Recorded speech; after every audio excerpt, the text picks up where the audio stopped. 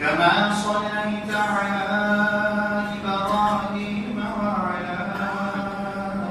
آل إبراهيم إنك حميد مجيد. اللهم بارك على محمد وعلى آل محمد كما باركت على إبراهيم وعلى آل إبراهيم إنك حميد مجيد. أما بعد فأعوذ بالله من الشيطان الرجيم. بسم الله الرحمن الرحيم. قال أرأيتك هذا الذي كرمت علي لئن أخرتني إلى يوم القيامة لأهلكن ذريته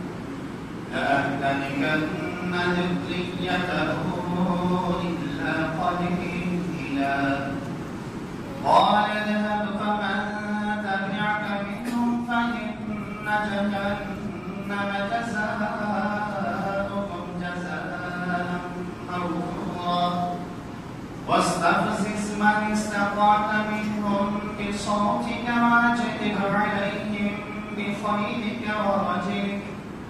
واجلب عليهم بخيلك ورجلك وشاركهم في الأموال والأولاد وعدهم وما يعدهم الشيطان إلا غرورا. حضرات تعریفات حمد و ثنا بزرگی ہوتی ہے اللہ تبارک و تعالیٰ کی اکبر اللہ شریف بے عزت اور بے مثال آپ کے وہ اکیلی ہے. وہ ہر طرح کے سنبھالوں سے، ہر طرح کے مددگاروں سے، ہر طرح کے معاونین سے منزہ ہے، پاک ہے. کائنات کی کوئی بھی چیز، کائنات کا کوئی بھی ذرہ، کائنات کی کوئی بھی مخلوق وہ اس کے علم سے، اس کی طاقت سے، اس کی حفاظت سے واقف ہے. ہر طرح کی تعریفات، ہر طرح کی حمد و ثنا اللہ تبارک و تعالیٰ کی وقت اللہ سے ذات کے لیے. انگیت بے شمار درود و سلام رسول اللہ صلی اللہ علیہ وسلم. سورہ بنی اسرائیل قرآن پاک کی 17 نمبر سورت آیت نمبر 63 اور 64 میں نے آپ کے سامنے پڑھی. پچھلے جمعہ المبارک میں آپ کے سامنے یہ بات عرض کر رہا تھا کہ شیطان ہمارا اصلی دشمن، اور اس نے اللہ رب العزت کی قسم اٹھا کر، اللہ رب العزت کی عزت اور جلال کی قسم اٹھا کر اللہ رب العزت سے یہ وعدہ کیا ہے کہ میں اس آدم کی اولاد کو گمراہ کروں گا، راہ راست سے بھٹکاؤں گا، ان کو تیرا نافرمان، تیرا باغی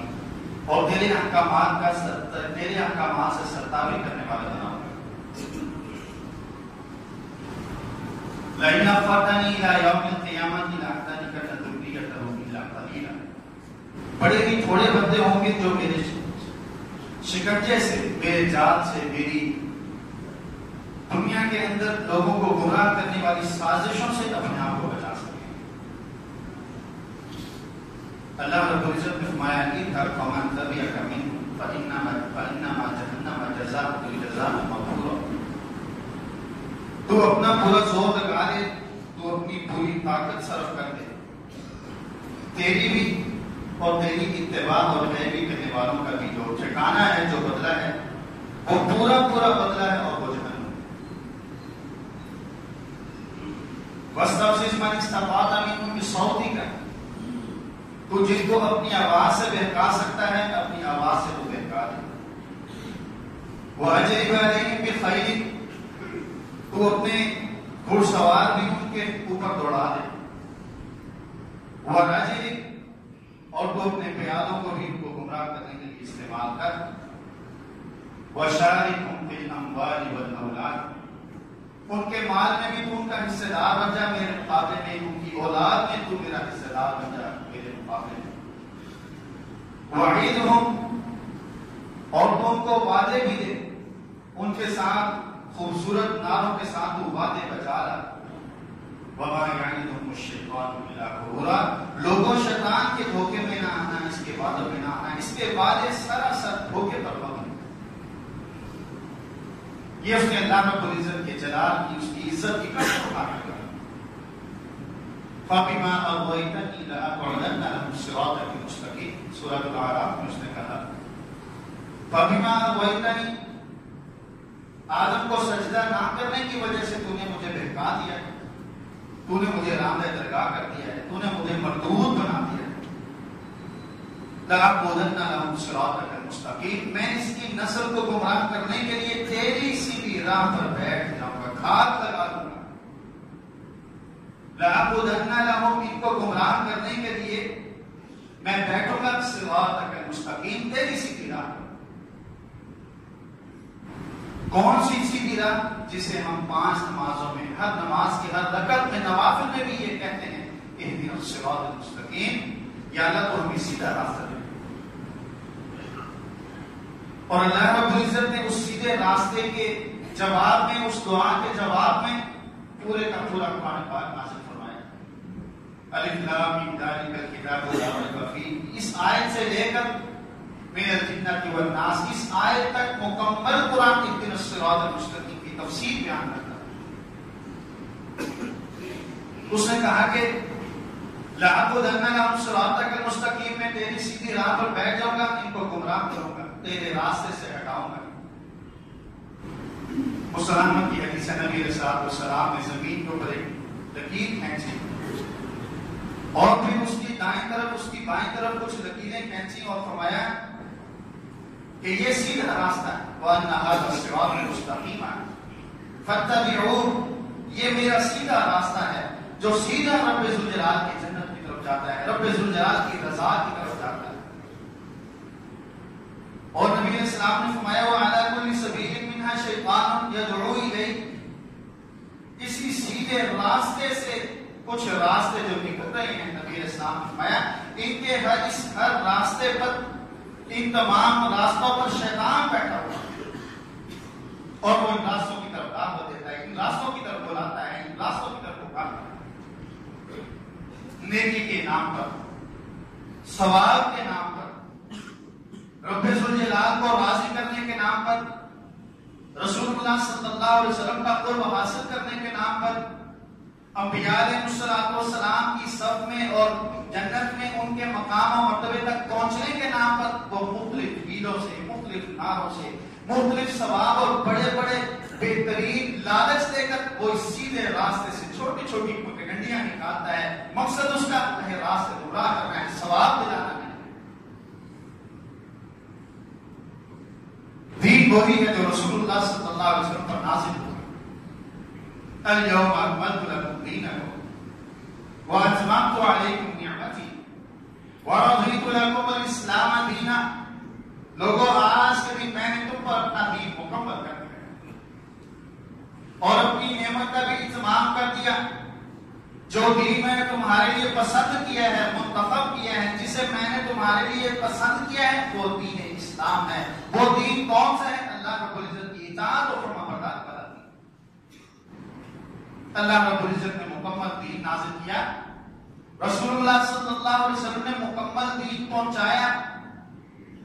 عائشہ رضی اللہ تعالیٰ عنہ کہتی ہیں کہ اگر دین کا کوئی مسئلہ، کوئی دین کا کام، کوئی دین کا حکم چھپانے والا ہوتا، رسول اللہ صلی اللہ علیہ وسلم اس آیت کو چھپاتے کہ جس میں اللہ رب العزت نے فرمایا کہ میرے حبیب تیرے منہ بولے بیٹے کی بیگم کے ساتھ ہم نے تیرا نکاح کر دیا، کیونکہ عرب کے معاشرے کے اندر منہ بولے بیٹے کی بیگم سے نکاح کرنا ایسے ہی جرم سمجھا جاتا تھا جس طرح حقیقی بیٹے کی بیگم سے،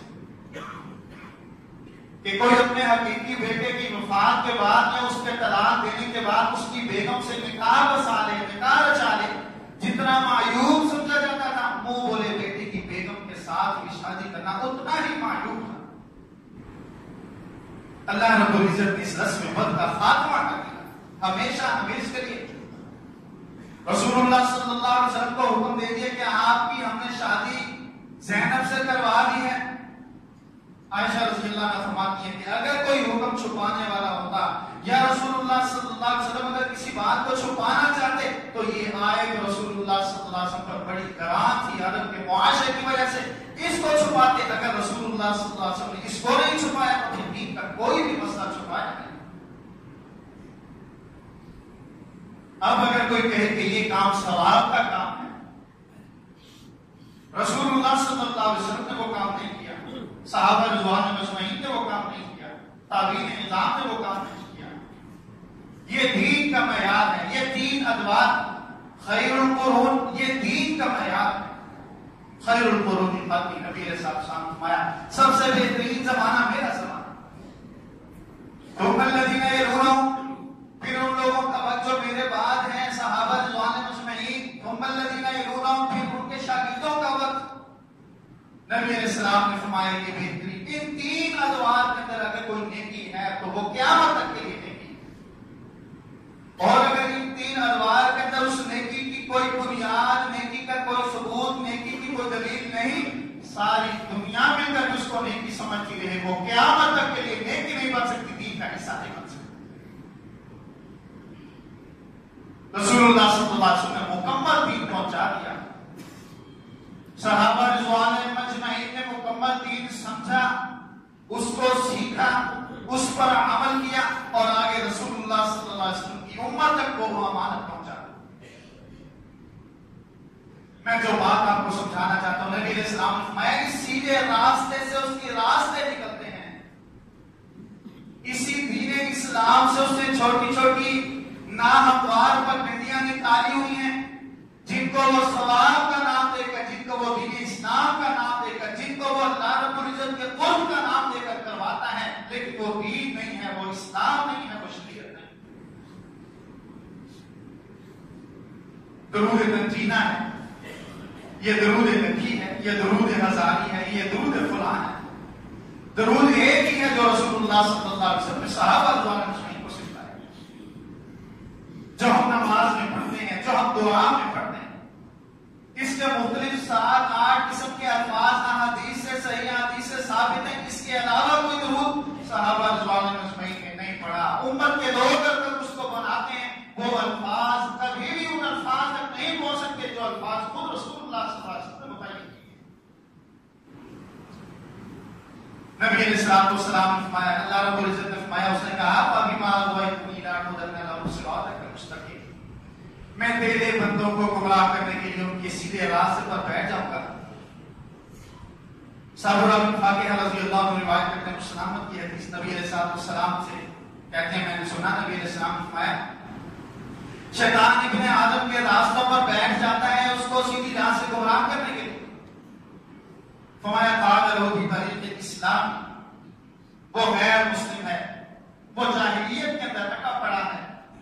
اسے دین اسلام کی حقیقت کی خبر نہیں، یا اسلام پر تو ہے لیکن آباء و اجداد کے اسلام پر ہیں، حقیقی اسلام کا، اسلام کی حقیقی تعلیمات کی اس کو خبر نہیں، وہ اسلام کی طرف آنے لگتا ہے۔ نبی علیہ السلام نے فرمایا شیطان سے آ کر کہتا ہے مسلمان ہونے لگا ہے، وَتَذَرُ دِينَكَ وَدِينَ آبَائِكَ وَآبَاءِ أَبِيكَ، اپنا دین چھوڑ دے گا، آباء و اجداد کے دین کو بھی چھوڑ دے گا، اپنے دادا پر دادا کے دین سے منہ موڑ دے گا، ساری زندگی تیرا والد یہ کام کرتا رہا، ساری زندگی تیرا دادا یہ کام کرتا رہا، اب تو کسی مولوی کے کہنے پر یہ کرنے لگا ہے، کون سا دین؟ نبی علیہ السلام نے فرمایا فَعَصَاهُ فَأَسْلَمَ، نبی علیہ السلام نے فرمایا وہ اس کی نافرمانی کر دیتا ہے، وہ اس کی بات کو ٹھکرا دیتا ہے، وہ اس کی دعوت کو پس کچھ ڈالتا ہے، اللہ رب العزت کے حقیقی دین کے اوپر آ جاتا ہے۔ نبی علیہ السلام نے فرمایا پھر ہجرت کی باری آتی ہے کہ وہ جس جگہ پہ رہتا ہے وہاں پر لوگ اسے اسلام پر چلنے نہیں دیتے، ہجرت کرنے لگتا ہے، پھر اسے کہتا ہے جو حاج تو ہجرت کر کے جا رہا ہے، اپنی جنم بھومی کو چھوڑ رہا ہے، جس علاقے میں تیری پیدائش ہوئی، جس علاقے میں تو جوان ہوا، جس علاقے میں تیری تربیت ہوئی، جس علاقے میں تیرے سارے جاننے والے ہیں، جس علاقے میں تیرے سارے تعلقات والے ہیں، تو اس علاقے کو چھوڑ کر نئے علاقے میں چلا جائے گا، تو وہاں پر بالکل اجنبی بن جائے گا، تیرا کوئی جاننے والا نہیں ہوگا، تجھ سے کوئی راہ و رسم رکھنے والا کوئی نہیں ہوگا، تجھ سے کوئی تعلقات بنانے والا نہیں ہوگا، تیرے ساتھ کاروبار کرنے کے لیے 1000 مرتبہ سوچیں گے،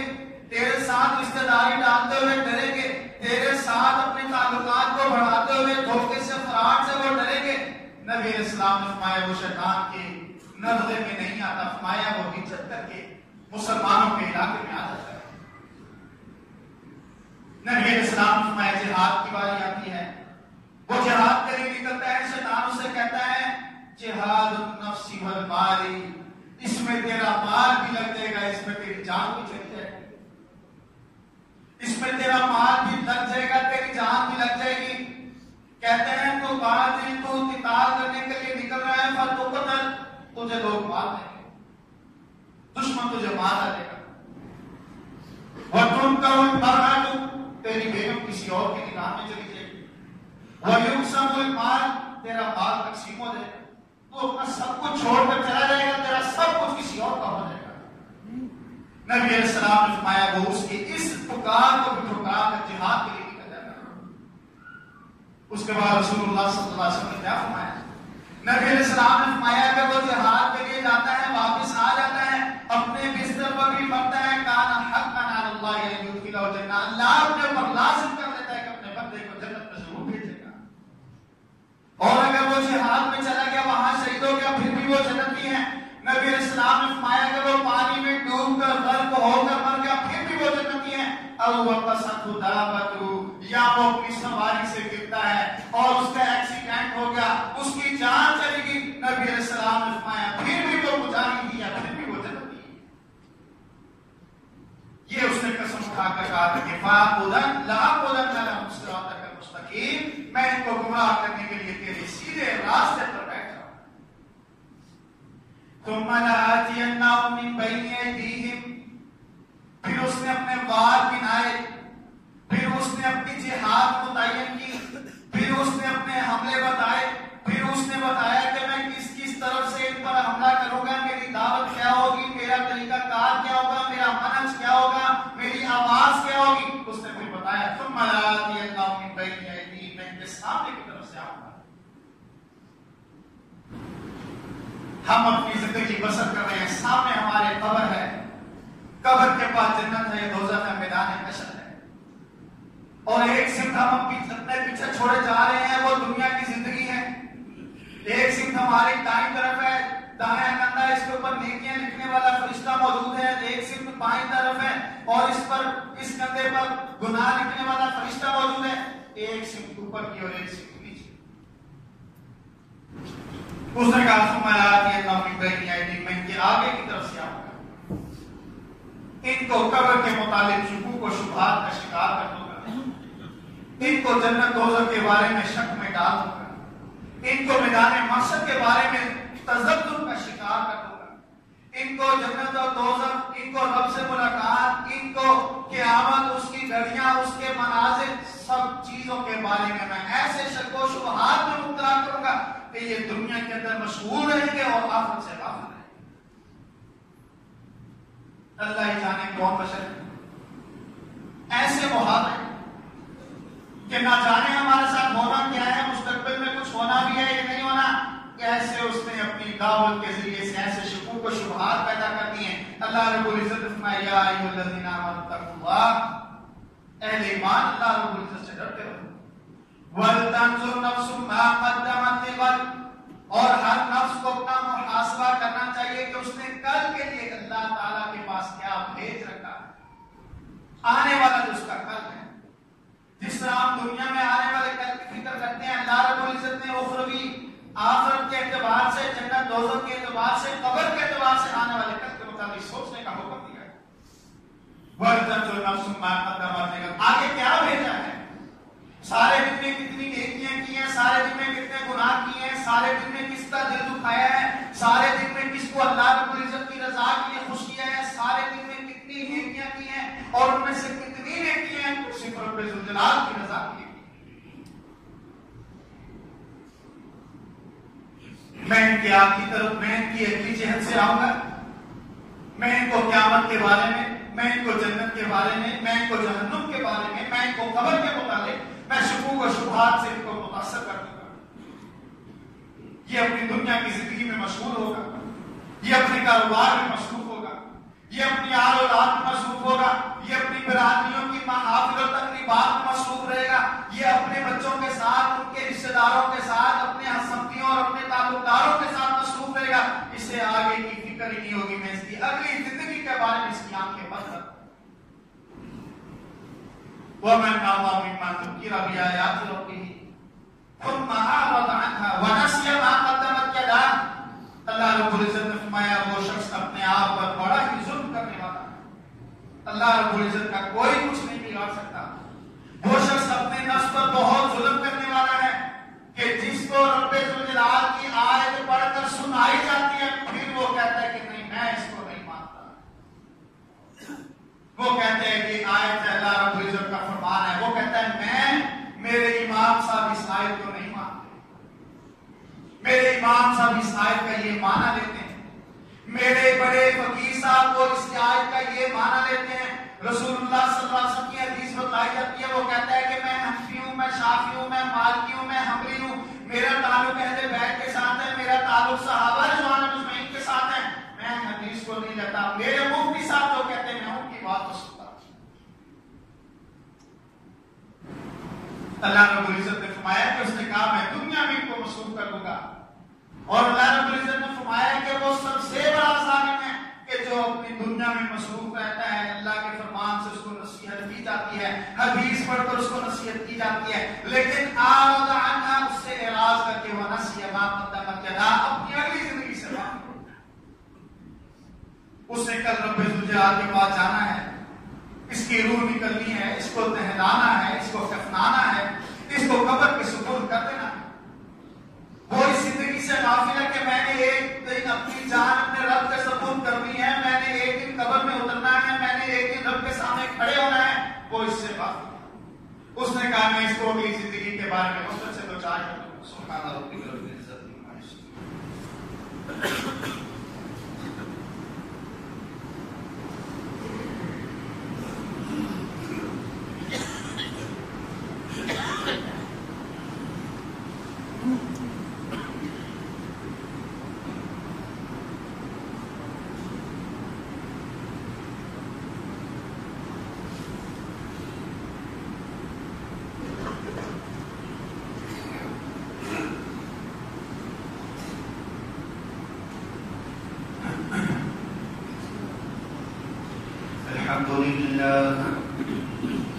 الحمد لله نحمده ونستعينه ونستغفره ونؤمن به ونتوكل عليه ونعوذ بالله من شرور أنفسنا ومن سيئات أعمالنا من يهده الله فلا مضل له ومن يضلل فلا هادي له وأشهد أن لا إله إلا الله وحده لا شريك له وأشهد أن محمدا عبده ورسوله صلى الله عليه وآله وسلم أما بعد فإن خير الحديث كتاب الله وخير الهدي هدي محمد صلى الله عليه وآله وسلم وشر الأمور محدثاتها وكل محدثة بدعة وكل بدعة ضلالة وكل ضلالة في النار اللهم صل على محمد وعلى آل محمد كما صليت على إبراهيم وعلى آل إبراهيم إنك حميد مجيد اللهم بارك على محمد وعلى آل محمد كما باركت على إبراهيم وعلى آل إبراهيم إنك حميد مجيد أما بعد فأعوذ بالله من الشيطان الرجيم بسم الله الرحمن الرحيم قال فبما أغويتني لأقعدن لهم صراطك المستقيم ثم لآتينهم من بين أيديهم ومن خلفهم وعن أيمانهم وعن شمائلهم ولا تجد أكثرهم شاكرين. میں آپ کے سامنے عرض کر رہا تھا کہ اس شیطان نے اللہ رب العزت کے بندوں کو گمراہ کرنے کے لیے 4 جہاد کا نام لیا، 4 سمتوں کا نام. پہلی سمت اس نے یہ کہی کہ میں ان کو ان کی آخرت کے اعتبار سے غافل کر دوں کہ دنیا میں مصروف ہوں گے، اپنے کاروبار میں مصروف ہوں گے، اپنی برادری کے ان کی خوشیوں میں، ان کے تعلقات میں، ہر اعتبار سے یہ دنیا کے اندر ہی دنیا کے بن کر رہ جائے اور آخرت کے اعتبار سے ان کے پاس وقت نہیں ہوگا، ان کے پاس فرصت نہیں ہوگی کہ ان کی سوچ اتنی دنیا میں مگن ہو چکی ہوگی کہ آخرت کی طرف ان کی سوچ نہیں ہوگی. انسان اپنی ساری زندگی کا ذائچہ بناتا ہے، ساری زندگی کا منصوبہ بناتا ہے اور وہ منصوبہ اتنا طویل ہوتا ہے، اس کے اندر بے شمار خواہشات اور تعداد اس کی تمنائیں ہوتی ہیں، لیکن اس پورے منصوبے کے کسی ایک حصے اور کسی ایک حصے کے ایک کونے میں بھی موت کا کوئی ذکر نہیں ہوتا کہ اگر میری اتنی خواہشات پوری ہوئی، مجھے موت آ گئی تو میں اس کا کیا کروں گا، اور اگر میں اپنی عمر کے اس حصے کو عبور کر جاتا ہوں، مجھے اس حصے میں موت آتی ہے، پھر میں کیا کروں گا، پھر میری آخرت کے لیے کیا تیاری ہے. تمہارے آتینہم من بین ایدیہم، آخرت کے اعتبار سے ان کا علم میں ختم کر دوں گا. ومن خلفہم، میں ان کے پچھلی جانب سے آؤں گا، میں دنیا کی طرف ان کو مرغوب کر، دنیا ان کی نظر میں مرغوب کر دوں گا، دنیا ان کی نظر میں مزین کر دوں گا، خوبصورت بنا دوں گا. زین لہم الشیطان اعمالہم، اللہ رب العزت نے فرمایا کہ شیطان نے ان کے اعمال کو اتنا مزین کر دیا ہے، اتنا خوبصورت کر دیا ہے کہ علم کی بہتان احادیث اور صحابہ رضوان مجمعین کی اقوال اور آیات کی تلاوت سننے کے باوجود بھی وہ دنیا کو آخرت پر ترجیح دیتا ہے. بل تؤثرون الحیات الدنیا، تو دنیا کی زندگی کو ترجیح دیتے ہو. والآخرۃ خیر وابقیٰ، آخرت کی زندگی بہتر بھی ہے اور باقی رہنے والی بھی ہے. ان ھذا لفی الصحف الاولیٰ، یہ پہلے صحیفوں میں بھی ہم نے بیان کی، صحف ابراہیم و موسیٰ، ابراہیم کے صحیفے میں بھی یہ بات تھی، موسیٰ کی تختیوں میں بھی یہ بات تھی کہ دنیا یہ فانی ہے. اس شخص کی قیامت قائم ہو جاتی ہے جس کی آنکھیں بند ہوتی ہیں.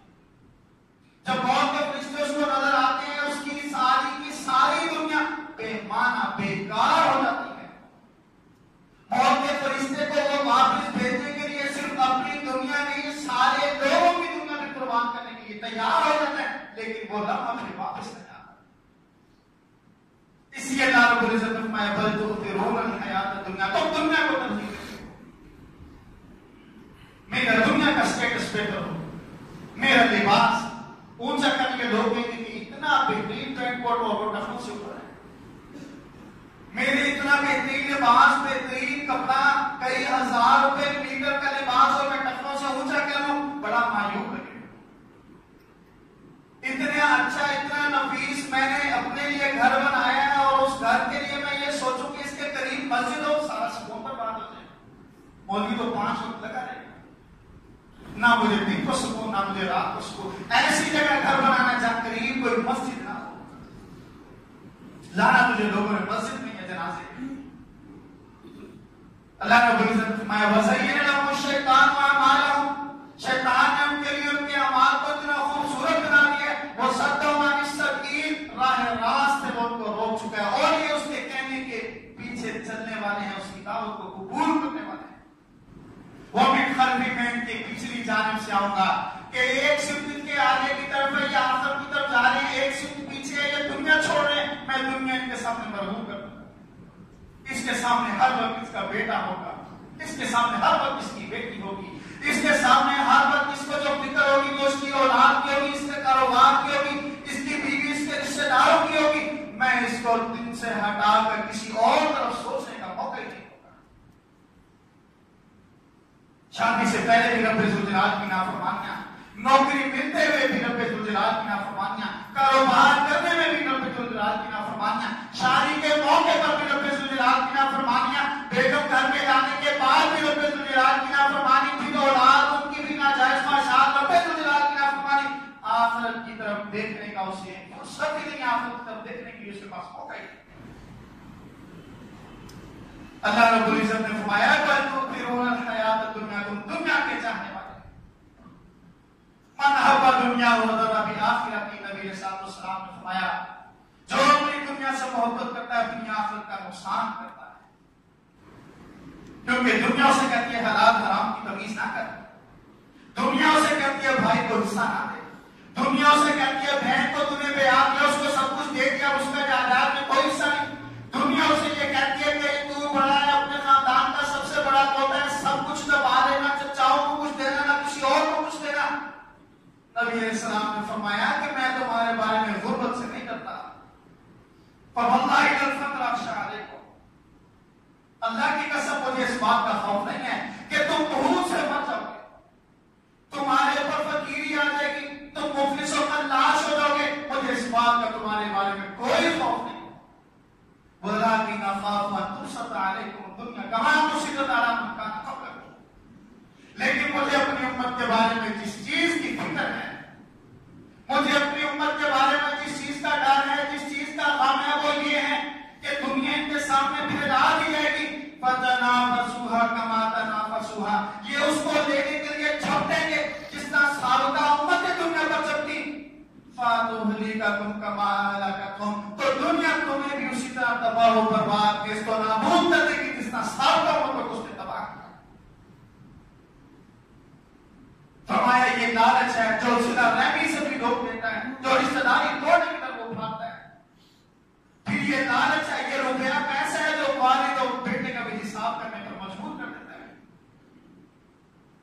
یہ روپیہ پیسہ ہے جو بھائی کو بھائی سے دور کر دیتا ہے، یہی دنیا ہے۔ اس نے کہا کہ میں ان کو دنیا کے اندر اتنا مصروف کر دوں گا، تیرے احکامات کی طرف ان کی نظر نہیں چاہیے، تیرے بندوں کی خیر خواہی کی طرف ان کی نظر نہیں چاہیے، تیرا گھر بنے گا اس کی طرف ان کی نظر نہیں چاہیے، یہ اپنے گھر کے بارے میں سوچے گا، اپنے بچوں کے بارے میں سوچے گا، مسجد مدرسہ اور اس میں پڑھنے والے بچوں کی اس کو کوئی فکر نہیں ہوتی، وہ پڑھے گا، وہ دین کا سپاہی بنے گا، وہ کسی ممبر میں محراب کا وارث بنے گا، وہ تیرے لیے صدقہ جاریہ ہوگا، تیرا خرچ کیا ہوا 1000، تیرا خرچ کیا ہوا 1 لاکھ، تیری ساری زندگی کے لیے حساب و کتاب کھل جائے گا، جتنے لوگ اس کے ہاتھ پر راہ راست پر آئیں گے، جتنے لوگ اس کے پیچھے نماز پڑھیں گے، تیرے لیے صدقہ جاریہ۔ لیکن وَزَيَّنَ لَهُمُ الشَّيْطَانُ أَعْمَالَهُمْ وَصَدَّهُمْ عَنِ السَّبِيلِ، راہ راست سے روک دیا شیطان، 1.5 2 لاکھ 5 لاکھ بے حساب آمدن ہے، جب مہینے بعد آتی ہے پھر بھی یہ مفلسوں کا لاش ہے،